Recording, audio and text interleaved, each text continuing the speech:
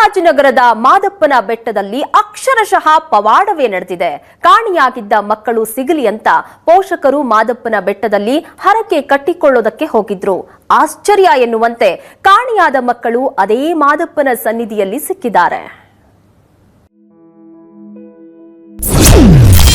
6 ದಿನಗಳಿಂದ ಕಾಣಿಯಾಗಿದ್ದ ಮಕ್ಕಳಿಗಾಗಿ ಪೋಷಕರ ಹುಡುಕಾಟ. ದೇವರ ಮೊರೆ ಹೋದ ಹೆತ್ತವರಿಗೆ ದೇವಸ್ಥಾನದಲ್ಲೇ ಕಾದಿತ್ತು ಅಚ್ಚರಿ.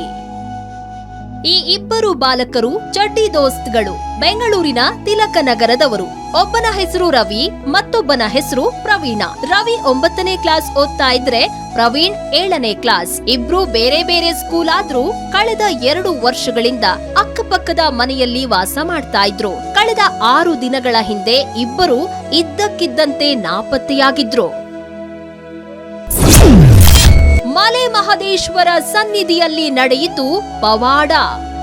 ಕಾಣಿಯಾಗಿದ್ದ ಮಕ್ಕಳಿಗಾಗಿ ತಂದೆ ತಾಯಿ ಹುಡುಕಿ ಸುಸ್ತಾಗಿದ್ರು. ಬೆಂಗಳೂರಲ್ಲಿ ಪೊಲೀಸರಿಗೆ ದೂರು ನೀಡಿದ್ರು, ಯಾವುದೇ ಪ್ರಯೋಜನವಾಗಿರ್ಲಿಲ್ಲ.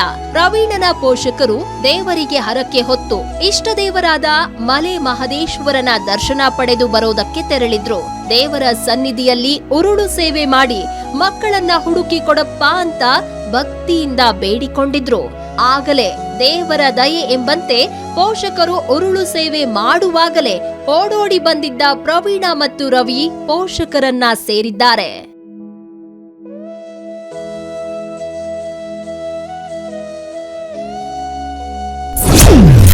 ಪ್ರವೀಣನ ಅನಾರೋಗ್ಯದಿಂದ ಮನನೊಂದಿದ್ದ ಸ್ನೇಹಿತ ಆರೋಗ್ಯ ಸುಧಾರಿಸಲು ದೇವಸ್ಥಾನಕ್ಕೆ ಕರೆದೊಯ್ದಿದ್ದ ರವಿ.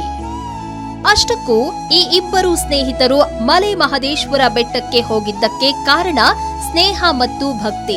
ಸ್ನೇಹಿತ ಪ್ರವೀಣ್ಗೆ ಅನಾರೋಗ್ಯವಿತ್ತು. ಇದರಿಂದ ಸ್ನೇಹಿತ ರವಿ ಬೇಸರಗೊಂಡಿದ್ದ. ಮಲೆ ಮಹದೇಶ್ವರ ಪ್ರವೀಣ್ ಮನೆ ದೇವ್ರು ಅಂತ ಅರಿತಿದ್ದ ರವಿ ಅಲ್ಲಿಗೆ ಹೋಗಿ ಬೇಡ್ಕೊಂಡ್ರೆ ಬೇಗ ಹುಷಾರಾಗತ್ತೆ ಅಂತ ಕರೆದುಕೊಂಡು ಹೋಗಿದ್ನಂತೆ. ಸದ್ಯ ಮಹದೇಶ್ವರ ಸನ್ನಿಧಾನದಲ್ಲಿ ಮಕ್ಕಳು ಸಿಕ್ಕ ಖುಷಿಯಲ್ಲಿ ಪೋಷಕರು ಇದ್ದಾರೆ. ಇತ್ತ ದೇವರ ಮುಂದೆ ಬೇಡಿಕೊಳ್ತಾ ಇರುವಾಗಲೇ ಮಕ್ಕಳು ಪತ್ತೆಯಾಗಿರೋದು ದೇವರ ಪವಾಡ ಎನ್ನುತ್ತಿದ್ದಾರೆ. ಕಿರಣ್ ಕೆಎನ್, ಏಷ್ಯಾನೆಟ್ ಸುವರ್ಣ ನ್ಯೂಸ್, ಬೆಂಗಳೂರು.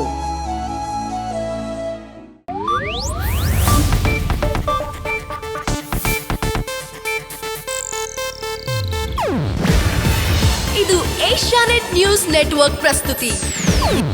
ನೀವು ನೋಡ್ತಿದ್ದೀರಾ ಏಷ್ಯಾನೆಟ್ ಸುವರ್ಣ ನ್ಯೂಸ್.